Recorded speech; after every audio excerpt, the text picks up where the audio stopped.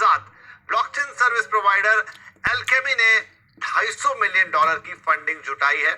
Web3 और blockchain based provider alchemy ने venture capital firms और दूसरे निवेशकों से अपने लेटेस्ट राउंड की फंडिंग से $250 मिलियन जुटा लिए हैं। अपनी फंडिंग के लेटेस्ट राउंड में कंपनी की वैल्यूएशन बढ़कर करीब $3.5 बिलियन हो गई है, जो 12 महीने पहले $2.5 बिलियन से थोड़ी कम थी, जिससे इसकी इनकम में 15 गुना की बढ़ोतरी हुई है।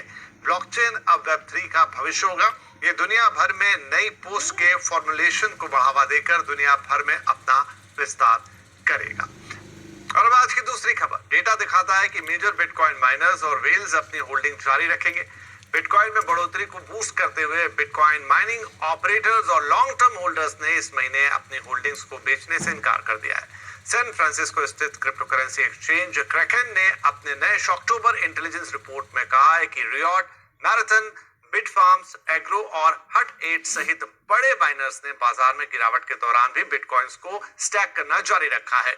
एक साल का रिवाइव्ड सप्लाई डेटा जो लंबे समय से बिटकॉइन होल्डर्स के कॉइन्स की गतिविधियों को ट्रैक करता है, इससे संकेत दिया है कि निवेशक बेचने का मन नहीं बना रहे हैं। तो ये थी आज की दूसरी खबर। अब बढ़ते हैं आज की तीसरी खबर की तरफ।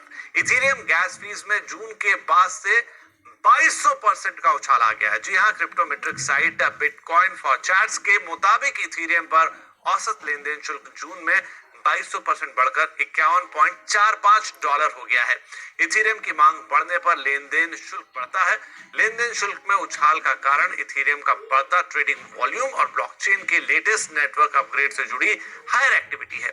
इथेरियम अल्टेर अपग्रेड कर रहा है, जिसमें अपने नेटवर्क को proof of work consensus mechanism से प्रूफ ऑफ स्टेक में बदलने के लिए डिजाइन किया गया है।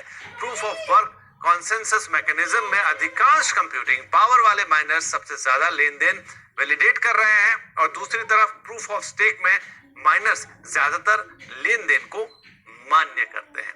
तो ये थी आज की खबर नंबर 3 और खबर नंबर 4 है कार्डानो से।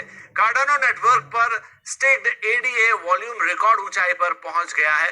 कार्डानो एक पब्लिक ओपन सोर्स और डिसेंट्रलाइज प्लेटफॉर्म है, जिसने अपने प्रतिस्पर्धियों की तुलना में अपने नेटिव कॉइन एडीए का 73% से ज्यादा हिस्सा दांव पर लगाया है।